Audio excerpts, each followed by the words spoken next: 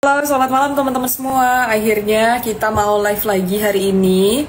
Ini kan udah di penghujung akhir tahun ya teman-teman. Sebentar lagi kita mau menuju ke 2025. Aku juga udah lama banget nih nggak ikut live di Market Talk.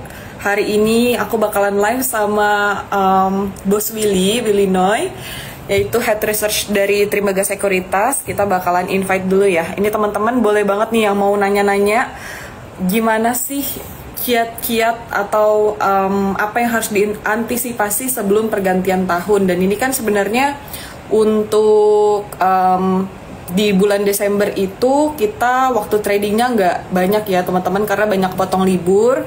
So stay tune buat teman-teman yang pengen denger sharing-sharing session kita hari ini.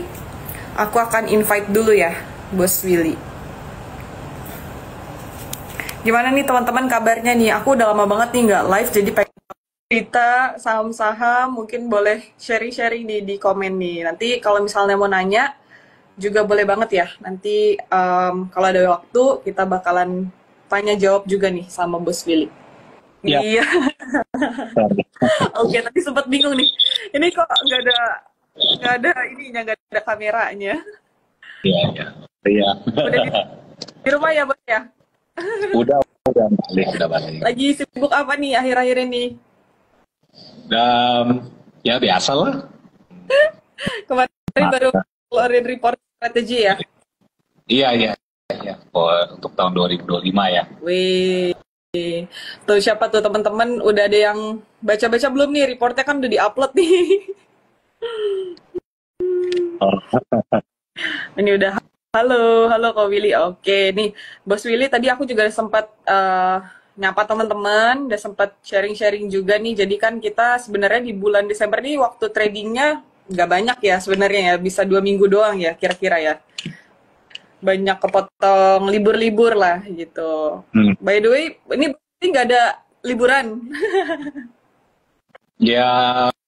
Ya semestinya kan kalau udah pertengahan Desember ke atas sudah banyak yang libur ya. Iya. Nanti juga banyak yang cuti segala macam. Ya. So wajar lah ya. Ya. Makanya ini mungkin teman-teman juga pengen tahu nih kira-kira di sisa waktu tahun 2024 ini apa yang harus dilakuin. Terus mungkin sebelumnya kita bisa bahas recap dulu kali ya Bos Willy. Aku pengen nanya-nanya dulu nih. Ini kemarin kebetulan aku banyak ngeskip kondisi makro, terus market juga aku tuh nggak keep up nih. Jadi mungkin di Q3 ini gimana nih Bos Willy? Sesuai dengan ekspektasi atau enggak? Q3 maksudnya kemarin yang Juli sampai September ya. Q4 dari Q4.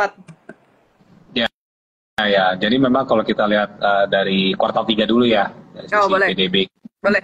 Lumayan cukup lemah ya. Sepertinya belum ada katalis yang luar biasa untuk 4Q. Yeah. Tapi memang biasanya kan kalau kita lihat 4Q di bulan Desember udah pada libur segala macam. Yeah. Dan the good thing is kalau kita lihat dari sisi konteks market di Desember itu selama 10 tahun ini biasanya ada 90% probabilitas kalau IHSG itu meningkat ya. So memang sekarang udah meningkat ya. Lumayan. Cuman ya so far sih kita lihat mungkin dari sisi makronya memang belum selaras ya. Mungkin dari sisi pemerintah, kalau kita lihat dari sisi makro kita lihat US, belum juga dengan itu menang, ya tentunya kita harus rekonfigurasi lah banyak hal ya. Sisi ekonomi, dan ini tentunya ada dampak dari sisi pasar modal ya. Cuman untungnya ya pasar modal kita dari sisi likuiditas ya memang nggak sebesar waktu zaman-zamannya COVID ya, pas economic reopening gitu ya. Tapi masih lumayan relatively ample ya, karena memang support dari lokalnya juga lumayan cukup kuat ya. Oke, tapi kan kita nih sebenarnya di minggu ini juga masih nunggu ini ya, data inflasi, terus juga kemarin kan sebenarnya market juga ada pricing in ke cut rate ya, the Fed cut rate. Nah itu masih gimana tuh? Ada possibility nggak untuk membaik mungkin di penutupan akhir ini, Bos Willy? Ya memang ada ekspektasi ekspektasi untuk US itu Fed ya, untuk rate cut ya. Kayaknya Reuters kali kita masih polling kalau nggak salah 90% probability another 25 pips di Amerika Serikat lah ya. Cuman yang mungkin teman-teman perlu tahu juga kan, kalau kita lihat data inflasi kita memang itu udah turun terus ya dari awal tahun ini sampai ke sekarang, sampai di bawah 2%. Tapi sekarang kita jangan lihat dari sisi data inflasi ya, menurut saya. Yang penting itu kita lihat dari sisi yield. Ya. Jadi kalau kita lihat dari sisi government bond Indonesia untuk 10 tahun, itu kalau nggak salah sekitar 6,8%. Nah itu perbandingan yield kita sama US, kalau nggak salah itu gapnya itu sekitar gapnya itu lumayan besar ya, lumayan kecil ya dibandingkan historical average ya. Jadi gapnya sekarang itu kalau nggak salah sekitar 250 sampai 260 pips. Sedangkan 5-7 tahun ke belakang itu average-nya sekitar 350 sampai 400 pips. Nah itu artinya raport kita ya. Jadi kalau US-nya bisa ngasih cuan ya, atau yield yang gap-nya itu nggak terlalu besar sama Indonesia gitu ya, orang mungkin ke negara yang safe haven. Kecuali Indonesia itu mungkin dari sisi current account-nya itu bagus. During COVID kan kita lihat commodity price itu naik banget, sedangkan dari sisi konsumsi waktu itu masih lockdown. Biasanya kita konsumsi importnya juga naik ya, waktu itu importnya juga terjaga, trade balance untuk dari komoditinya naik, dari sisi account kita surplus. Nah ini selama 2 kuartal ini saya lihat dari sisi current account itu sudah defisit. Dan tentu outlook untuk tahun 2025 dari sisi current account saya lihat juga belum ada clear picture untuk kita bisa surplus. Artinya gitu, kalau saya investor asing, saya itu baru lebih bergairah lihat Indonesia itu mungkin kalau spread kita sama US dari sisi 10-year bond yield itu sudah mungkin di atas 300 bips ya. Ya gitu. Berarti baru kelihatan menariknya itu kalau spreadnya malah semakin besar gitu ya, Bos Willy? Ya. Tapi kemarin sebenarnya akhir-akhir ini kan kalau dilihat kan dari inflow asing ke Indonesia itu udah membaik juga ya, Bos Willy. Nah, mungkin di equity ya. Waktu itu kan selama sebulan outflow, tapi terakhir ini udah mulai ada inflow lagi, saya cek ya. Kayaknya selama 2-3 bulan ini yang paling gede itu BRI ya. Iya. Punya lagi. Iya. Nah, paling mungkin kalau untuk yang sampai tahun ini lah, Bos Willy, kira-kira jadi apa nih? Ini kan dari sisa mungkin tinggal berapa hari ya untuk trading day kita. Nah, itu kira-kira apa nih yang harus diperhatiin sama teman-teman dalam mungkin memilih emiten-emiten atau apa, mungkin harus wait and see atau gimana kira-kira nih sampai akhir tahun ya? Saham-saham yang call atau komoditas gitu ya. Pokoknya yang dollar earner ya.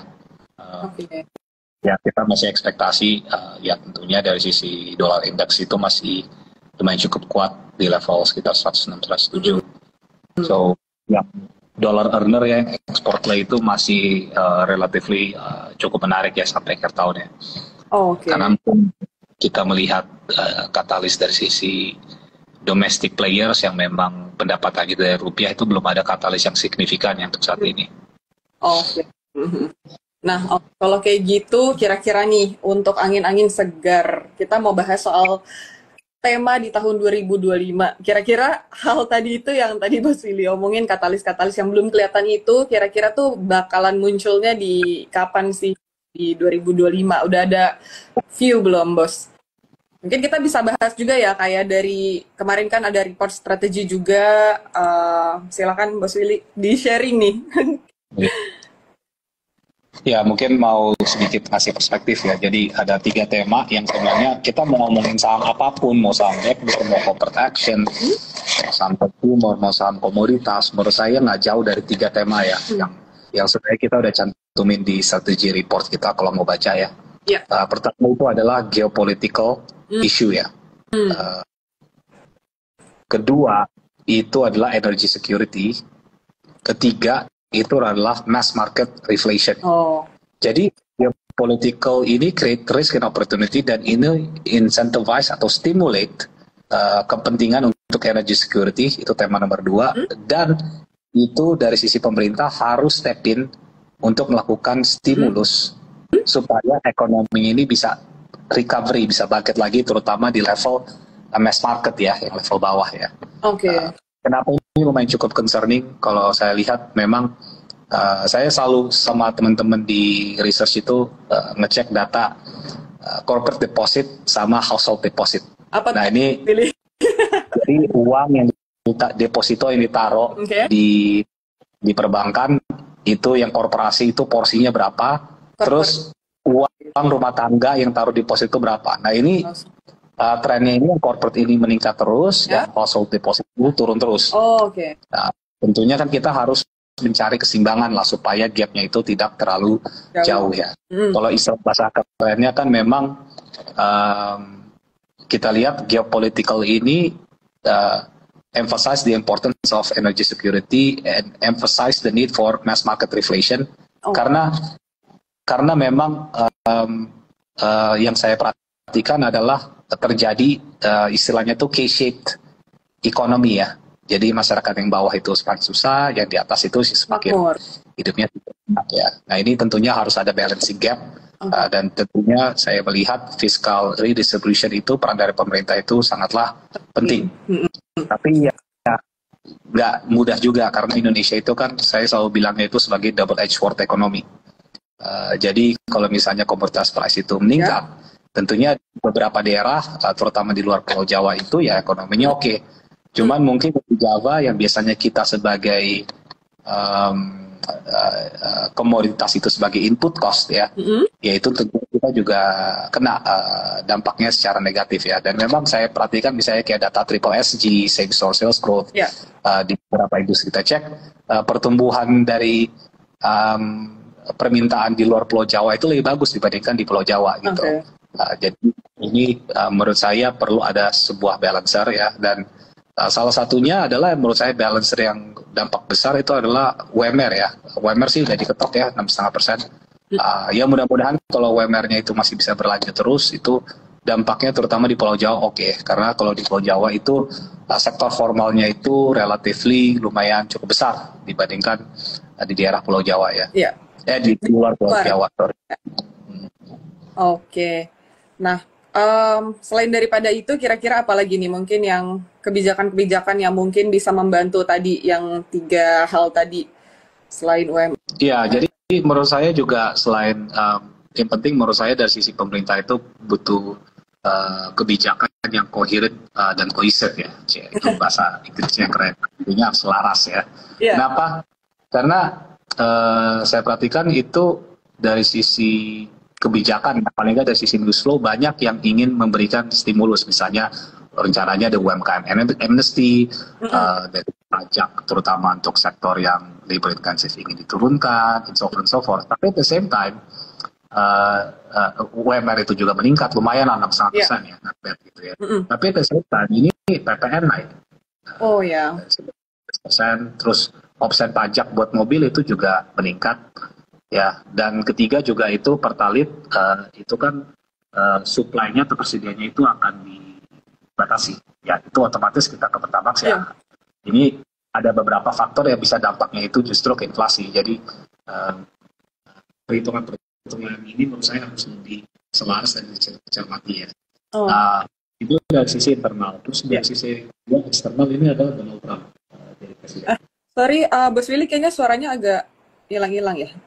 Halo? Udah. Ya, sorry.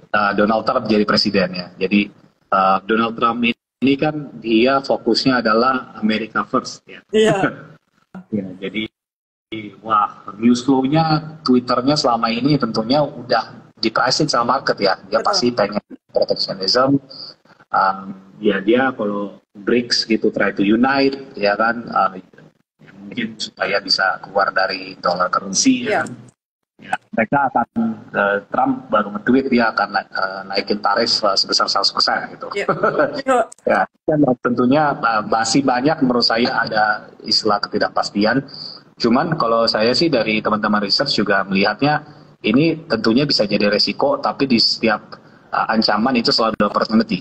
Oh, gimana tuh opportunity-nya kira-kira? Ya, saya nggak mau sebut saham dulu ya, soalnya takutnya dipom-pom ya. Mungkin Tapi ada beberapa ya, emiten ya, yang kita lihat ya. ya, ya kita belum cover, tapi actually yang menariknya adalah ada satu perusahaan ya, komponen itu dia jualan, dia itu dulu ekspornya nol, sekarang ekspornya itu 7% dari total revenue. Dia jualan sekarang ke Amerika, disambut banget sama Amerika. Oke. Jadi, Kenapa disambut? Kayaknya gampang banget mereka mau jualan, jadi itu jadi opportunity karena the manufacturing di sana dan trader di sana bilang, oh iya karena di Cina itu exposure China untuk that particular component ya, China sama Taiwan ya, itu more than 50% of global trade market. more than 50%. Ya, dan tentunya ya US pasti punya plans untuk try to diversify to other countries, dan kalau Indonesia bisa bikin something gitu ya itu bisa menjadi opportunity. Jadi we're looking those type of thematic juga ya ke depannya. Oh, oke. Ya itu jadi opportunity juga ya buat Indonesia ya. Iya. Dan sebenarnya kan kita juga harus melihat sekarang banyak noise lah dari Trump. Cuman mungkin Trump juga welcome ke depannya akan lebih realistik, dan kita juga mungkin dari sisi kebijakan juga akan lebih realistik. Karena ya biasa kan kita Indonesia ya ambisi kita pengen ini itu program makan gratis, kita juga pengen 3 juta rumah apa semua itu kan butuh dana. Ya. Itu duitnya dari mana? Ya menurut saya sih bisa beberapa hal ya. Saya nggak akan terlalu jabarin secara detail, tapi salah satunya itu adalah amnesties ya, baik itu direct atau itu secara tidak langsung ya. Oke. Artinya supaya ada new money in the market, karena kalau saya melihat siklus tahun 2004 sama 2014 waktu zamannya SBY jadi presiden, 2014 si SBY jadi presiden, itu ada suatu siklus yang bisa kebaca. Jadi 2004 itu waktu itu eranya globalization, ada China boom itu dampaknya ke commodity boom. Habis commodity boom, ada wealth creation, ada global financial crisis 2008-2009. Ternyata ekonomi kita relatif oke, inflow dari foreign tuh masuk gede banget dan kita terjadilah consumer boom di saat itu. Tahun Jokowi tahun 2014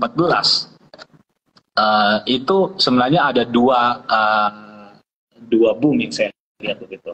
Sebenarnya dua boomnya ini itu sudah peraturan yang sudah didesain dari zamannya SBY. Jadi itu lebih kayak estafet ya. Pertama adalah hilirisasi boom. Jadi sebenarnya kalau kita lihat tahun 2009 Minerba itu sudah ada undang-undang menyatakan dalam 5 tahun lagi mineral ore itu misalnya kayak nikel itu nggak boleh ekspor, di ban supaya fokusnya itu bangunnya hilirisasi di Indonesia.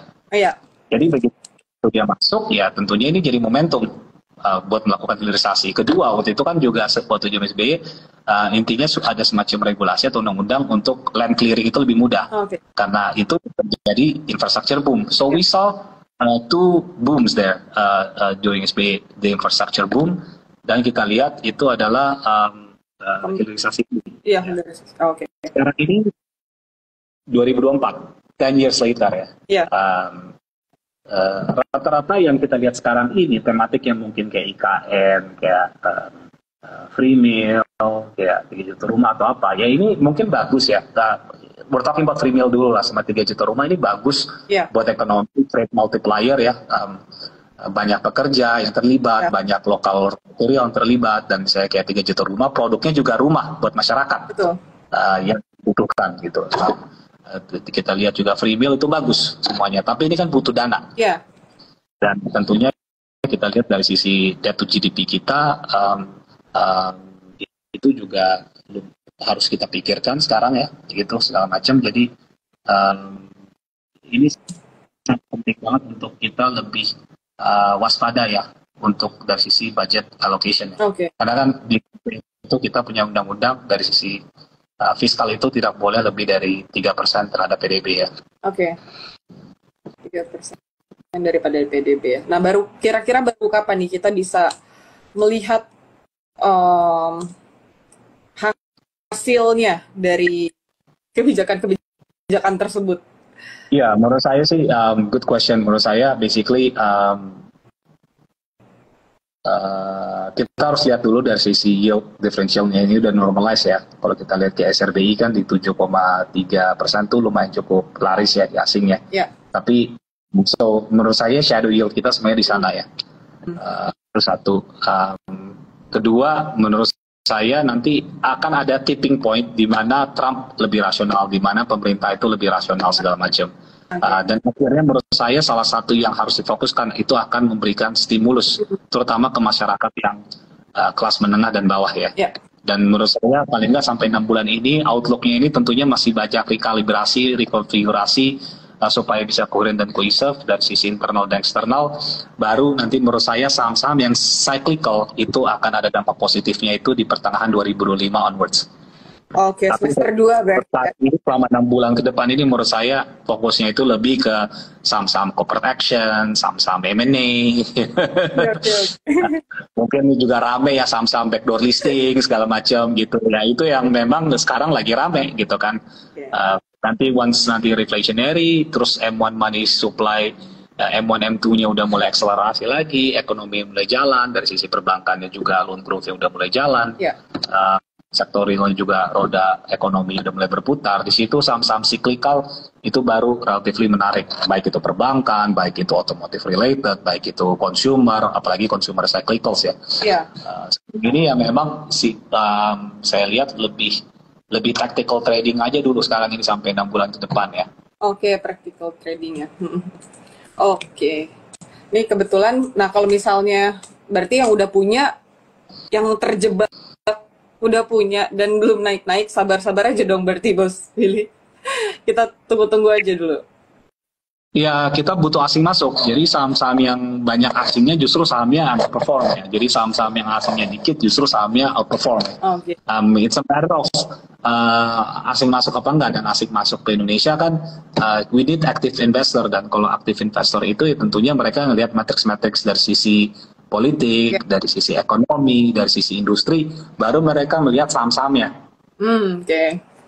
Iya. Semua ya, urutannya tuh politik, ekonomi, industri, baru company.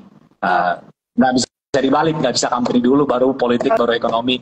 Semuanya itu ada urutan thought process atau cara berpikirnya ya kalau asing melihat Indonesia. Selama bisa checklist, kelihatannya udah mulai oke, ya itu baru oke. The good thing is Indonesia itu market kita one of the most underperforming market ya.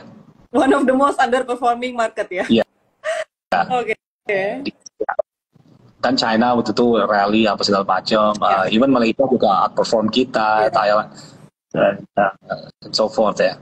So menurut saya justru ini opportunity untuk asing melihat kalau dari sisi valuasi kita itu murah.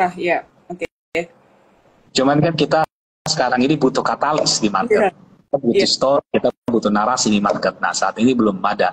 Tapi bagusnya likuiditas itu masih bagus. Lokal liquidity bagus. Ya menurut saya juga dengan ada liquidity disparity ya antara corporate itu, ya menurut saya ini tidak tutup kemungkinan ya memang dari sisi corporate actions ke depan juga akan marak ya ke depan. Paling nggak outlook saya sampai 6 bulan ke depan ya. Karena kan kita fighting ya saham-saham yang ringan naiknya sama saham-saham yang relatively cyclical gitu. Kalau misalnya care banks bisa ngasih performance say tahun depan 20%, 30%, ya ngapain misalnya me as an investor itu beli saham yang resikonya tinggi banget, yang fundamentalnya misalnya belum clear, yang lebih ke tapi facts-nya belum ada, yang I buy banks. Tapi kalau banks-nya itu mungkin dari sisi loan growth-nya udah mulai deakselerasi, orang agak concerning sama asset quality, credit cost-nya udah mulai rising. Nah mungkin kita mesti berlindung di mana nih gitu. Kebetulan yang dolar ini relatif oke karena dolarnya itu lagi very strong. Jadi yang biasanya commodity itu cyclical, mungkin untuk saat ini commodity itu relatively menurut saya defensif. Kita lihat aja itu stabil di 15-16 ribu per ton. Kita lihat coal, jangan lihat coal Newcastle ya. Saya kalau coal itu Indonesia coal index IC1, IC2, IC3 berdasarkan grade coal-nya itu relatif stabil sama 5-6 bulan ini. Jadi menurut saya justru commodity yang bisa kita lihat itu very volatile cyclical, justru it's a it's a good defensive juga gitu untuk keeper paling nggak sama berapa bulan ke depan. Oh. Nah, kalau tadi aku belum nanya nih, kalau misalnya dari tim research ini target untuk IHSG di tahun depan berapa sih Bos Willy? 8,5 ya. 8,5 ya. Ya. Oke.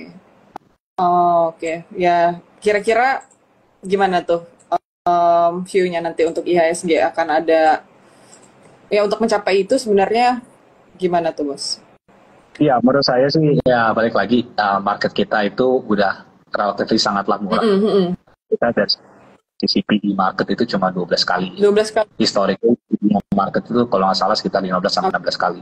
Okay. So kita ini semestinya kacamata asing itu melihat relatif murah.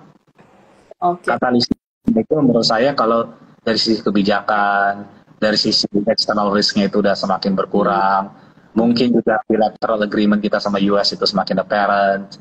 Dan ternyata earnings growth-nya itu not bad, ya misalnya di kuartal 4, first Q atau second Q, itu nanti justru akan re-rate dan market akan lebih confident. Oke. Ya. Oke. Cuma yang jelas untuk saya lihat kan kita harus tunggu kan kuartal 4 nanti bisa keluar di Februari Maret. Menurut saya nggak begitu exciting ya. First Q tahun depan menurut saya juga ya mixed bag lah. Kebetulan lebarannya agak ada di first Q dari stock inventory di first Q, tapi itu kan suatu cyclical yang mungkin investors juga udah relatively adjust ya, gitu. Dan nggak bertahan lama juga ya, mungkin hanya sementara aja ya. Oh jadi tapi tetap misalnya kayak consumer itu akan tetap ada kenaikan ya di saat-saat itu ya, Bos Willy. Kalau saya sih, to be honest untuk kan kita we never want to fight against the reality. We never want to fight against the market. Ya itu menurut saya ya. Kalau misalnya kita lihat memang ekonomi lagi susah, ya banyak saham yang bisa dilihat sebenarnya. Oke, ini mungkin apa ya?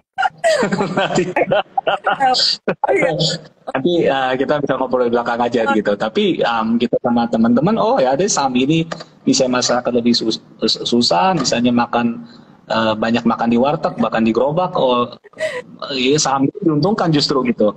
Ada saham gitu satu company yang dia kantong plastik buat makan somai, buat makan bakso gitu. Dividend yield bisa 8%, PE cuma 7 kali.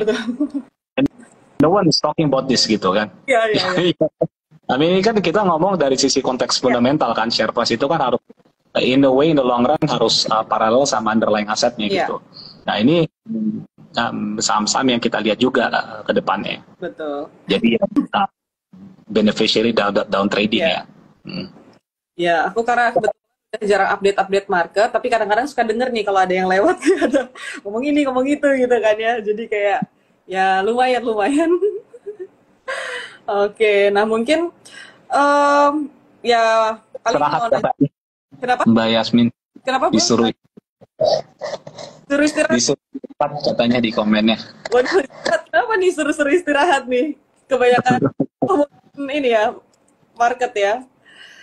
Nah, mungkin oke. Sebenarnya kayak aku lebih kayak fokusnya sekarang kan ya karena untuk ya ke 2025-nya sih ya. Karena kan kita juga ngelihatnya kayak yang tadi Willy juga udah bilang ya banyak ada tantangan, kita juga belum ada katalis apapun gitu. Mungkin kayak ya sekarang kalau kita ngelihatnya dari sektor gitu, Bos Willy, kalau kita bilang ya apa aja sih yang berpotensi kalau gitu. Mungkin tadi sebenarnya ada beberapa di spill ya, dan kita juga masih ngelihat dari makronya gitu. Tapi mungkin ya untuk jangka pendek kali Bos Willy, yang bisa teman-teman mungkin. Ya, menurut saya sih kita udah nggak bisa lagi ngelihatnya per sektor ya. Nggak bisa ya? Yang penting itu kita ngelihatnya itu lebih ke per saham di tiap sektor. Oke. Ini di perbankan gitu, contohnya topik kita kan itu BRI ya.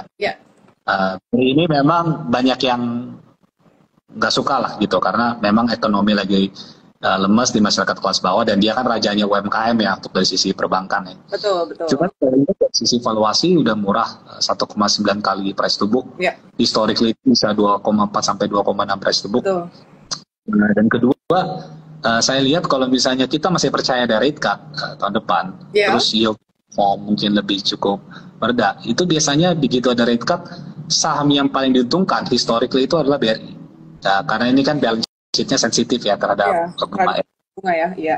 Dan dia TD mix-nya, time deposit mix-nya itu lebih besar pada bank lain.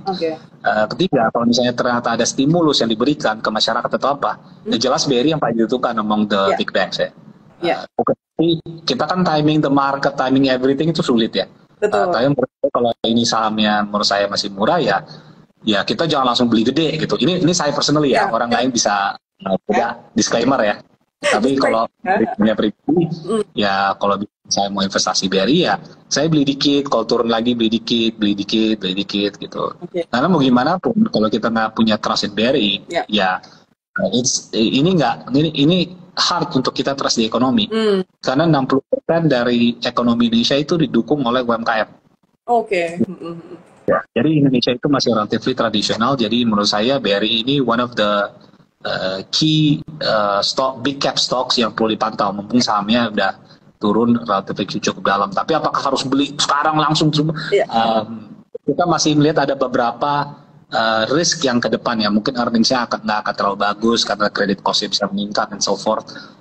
Cuman we cannot time the market. Ya. Misalnya kita lihat kayak NISP, solid company, banks gitu ya. Walaupun sektornya nggak wow banget, tapi ada beberapa saham yang kita melihat ini lumayan cukup menarik ya. Di commodity gitu. Di commodity ini terutama di sektor coal ya.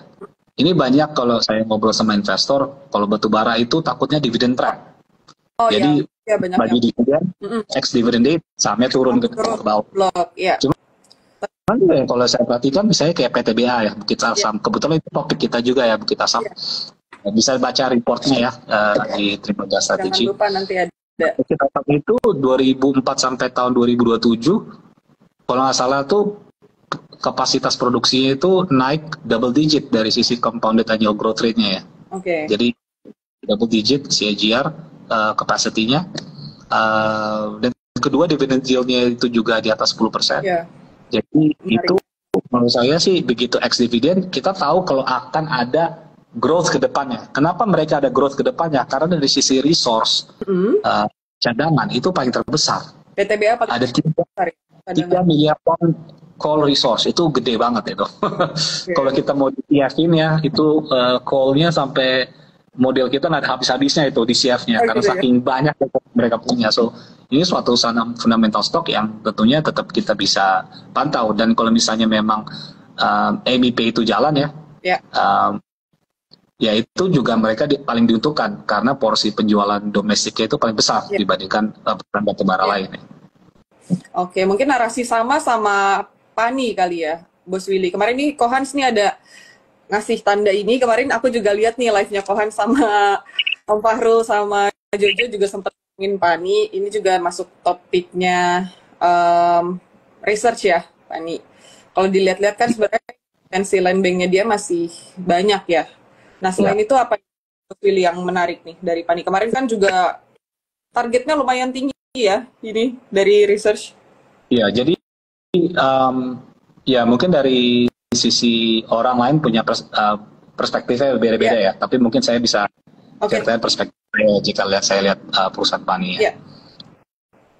Kalau kita lihat property cycle, yang terakhir itu kapan sih? Itu mungkin tahun 2011 sampai tahun 2015 ya.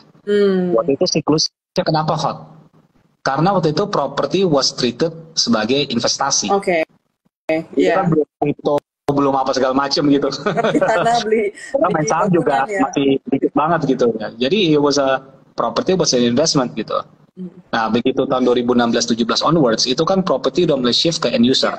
Ya, which is ya porsi yang financing lebih banyak. Nah ini saya cek dari sisi Pani, marketing salesnya sama berapa tahun ini kuat banget sampai tahun 2026 itu compounded annual growth rate ya pertumbuhan secara rata-rata itu masih bisa double digit dari sisi marketing.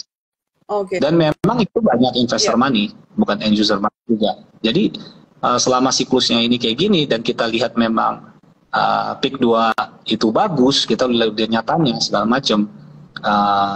Menurut saya sih ini suatu perusahaan yang kita nggak usah terlalu mengukur atau menganalisa kondisi ekonomi.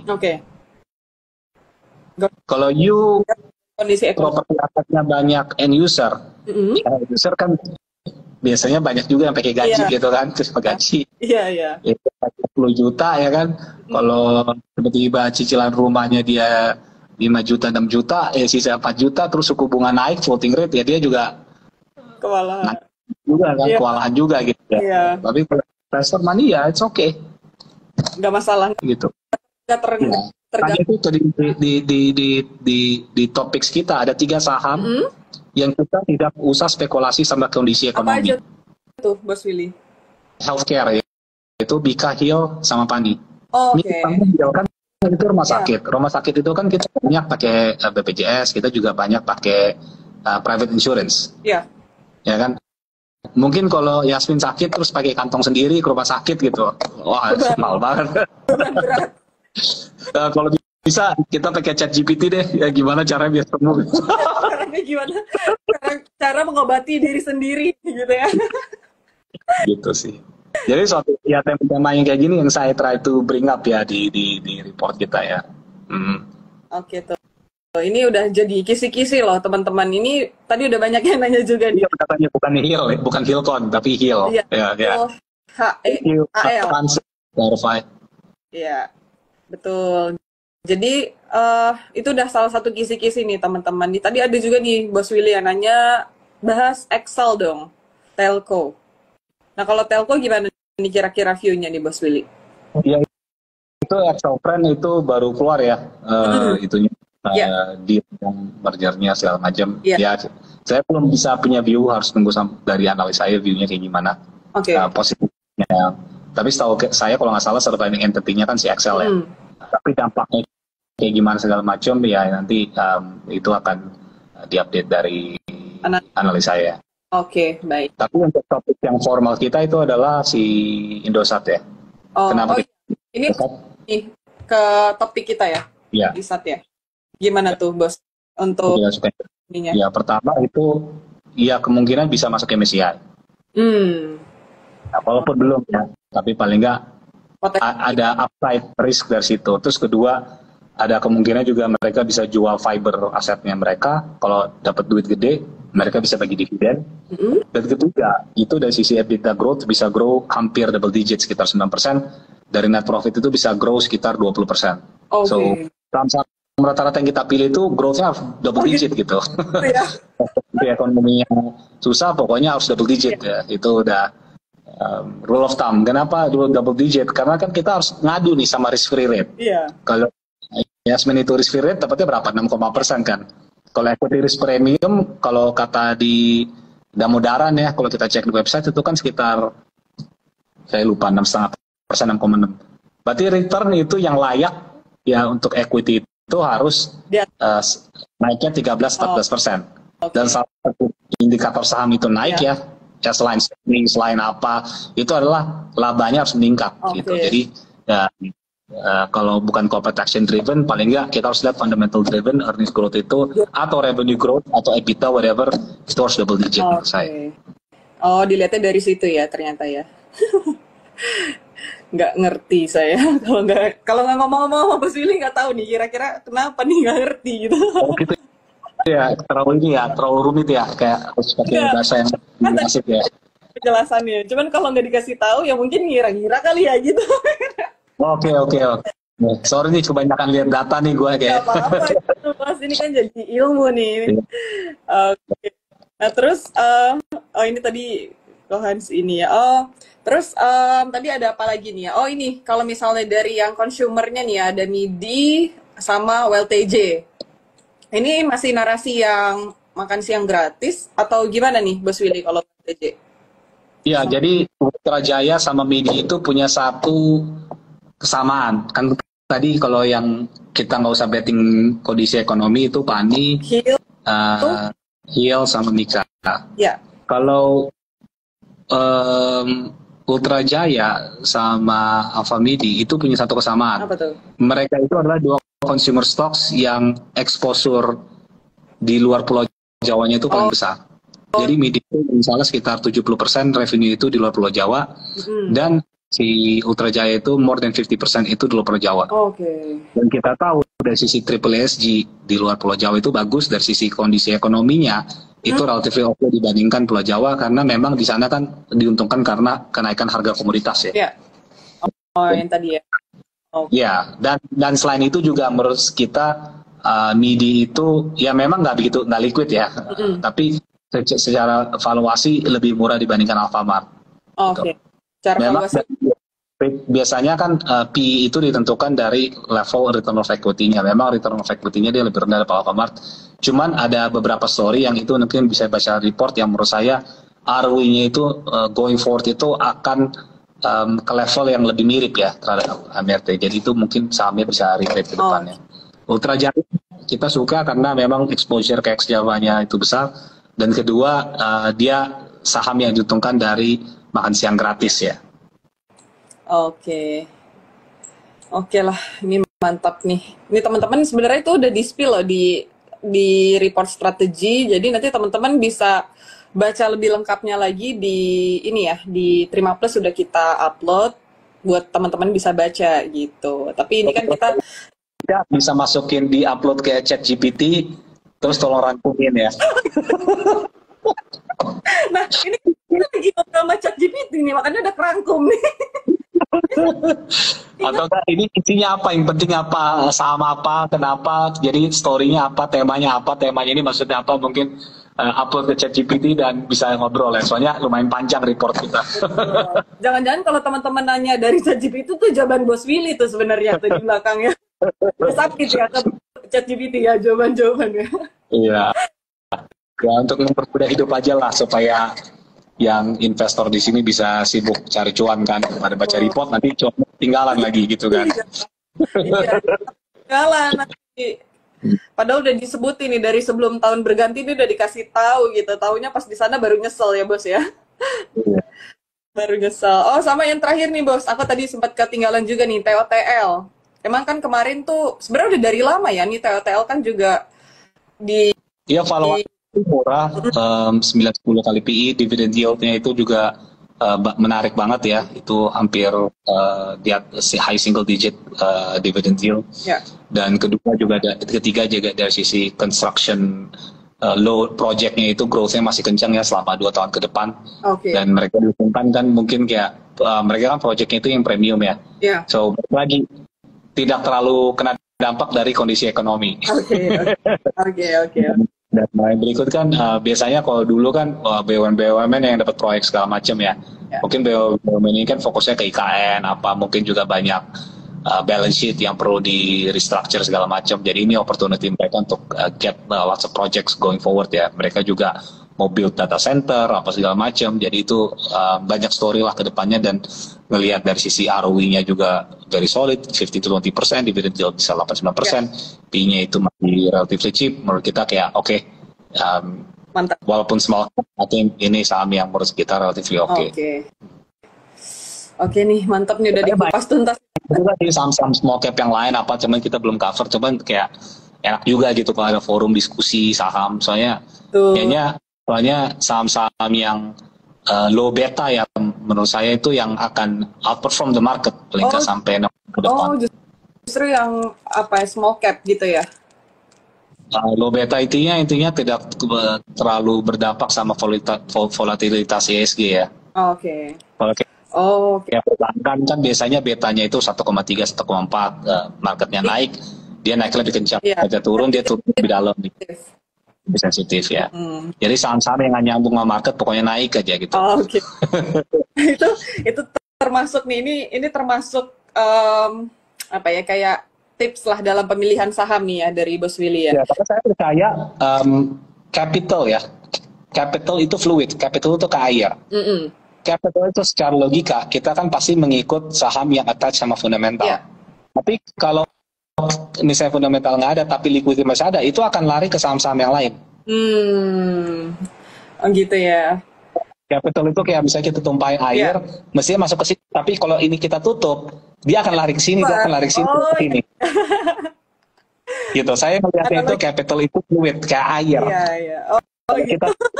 Kalau banjir kita tutup di sini, yaitu tinggal ngarahinnya ke tempat lain lagi gitu. Jadi tempat kita nggak banjir, ini tempat lain lagi ada yang banjir kan. Iya, betul. Itu kesan air. Jadi kita kalau melihat suatu perspektif atau analisa itu nggak boleh terlalu kaku ya. Iya. Oke. Itu analogi yang bagus tuh, Bos Willy. Ini yang lebih mudah dimengerti oleh orang-orang kayak saya ya. Lebih mudah ya. Oke. Lain kali kita ngobrol nggak usah terlalu pakai bahasa-bahasa ribet lah ya. Iya, Soalnya- apa? Soalnya itu kaitannya ke report sih gitu. Jadi kayak terlalu serius gitu. Lain kali itu kita lebih kasual, lebih seru. Betul. Kasih analogi yang lebih mudah buat teman-teman di sini ya. Betul. Tapi sebenarnya ada untungnya juga sih. Karena aku jadi ada ilmu istilah-istilah yang jadi tahu gitu, yang baru-baru gitu kan, yang nggak pernah dilihat sebelumnya kayak gitu. Nggak pernah ngerti gitu sebelumnya, kan lumayan juga ya, Bos. Jadi kalau ngobrol sama anak-anak research jadi, oh ini yang dimaksud gitu. Lumayan. Oke, tapi nanti next boleh, nanti kita mungkin bisa ngobrol-ngobrol, kalau bisa nanti mungkin sama analis lain juga nih, Bos Willy. Kita misalnya bertiga, kita set nih kayak kemarin Om Fahrul sama Jojo, misalnya kita cari satu analis nih, bisa live bertiga, ngobrol-ngobrol santai gitu nanti ya, Bos ya. Boleh, tapi nggak usah pakai bahasa serius ya, yang Iya. lebih seru aja. udah after office hours ya. Oke. Paling oke, teman-teman, ini kan tadi udah banyak banget nih yang di sharing-sharing, udah dikasih juga apa ya, semacam bocoran lah ya, bocoran-bocoran nih untuk kita tahun 2025 kayak gimana. Mungkin sebelum kita tutup, Bos boleh nih closing statement aja nih, kayak untuk teman-teman di sini menjalani tinggal beberapa hari lagi, terus juga di 2025 semacam kayak ya recap lah dari obrolan kita tadi gitu. Ya, jadi thank you Yasmin, thank you teman-teman di sini. Yang paling penting adalah menurut saya semua yang kita lakukan itu nggak jauh dari 3 tematik. Itu adalah geopolitik itu stimulate itu energy, the importance atau kepentingannya energy security. Ya. Dan ketiga diperlukannya namanya mass market reflation untuk supaya masyarakat kelas menengah dan bawah ini jalan. Ya. Jadi tentunya itu ada mau saham backdoor listing, kayak mau corporate action, kayak mau ada saham yang cyclical jebol, semua ini ada K-shape economy, income inequality, ini semuanya nggak jauh dari 3 tema yang saya perhatikan itu. Dan saya mengulang lagi ya, capital itu fluid. Ya, capital fluid. Kalau memang dari sisi saham cyclical atau yang berhubungan dengan ekonomi itu lagi sedikit slow, ya sama likuiditas itu ada. Kan orang main saham nih banyak, jumlah SID akhir 2011 cuma 3,8 juta, sekarang 14 juta. So orang kan banyak. Ini means liquidity masih aman, ya uang itu akan berlari kemana yang cuan. Ya, jadi kita jangan terlalu kaku, itu paling enggak, dan mudah-mudahan ya itu pertengahan tahun 2025 dari sisi kondisi eksternal baik internal itu lebih clear, dan saham itu akan naik ya, dan ya marketnya akan mencapai indeks target kita di level 8.500. Amin. Oke, mantap banget. Bos Willy, thank you banget nih ya. Udah sharing-sharing hari ini, udah ngejelasin apa yang ditulis di report ke kita-kita nih, mungkin yang dengan bahasa yang lebih mudah dimengerti. Next-nya kita bakalan ngobrol-ngobrol lagi. Sesuai tadi aku bilang, lebih santai mungkin sama analis lain lah, kita bakalan ngobrol-ngobrol ya. Nanti teman-teman juga bisa tanya-tanya juga gitu. Oke, kalau gitu mungkin aku akhiri ya. Thank you banget nih Bos Willy udah mau sharing-sharing ya. Ilmunya sangat bermanfaat nih. Nanti teman-teman bisa langsung cek aja nih reportnya, ada di Terima Plus. Nanti bisa lihat strategi dari strategi research report ya. Oke, kalau itu. Thank you banget, Bos. Sampai jumpa lagi ya. Sama-sama.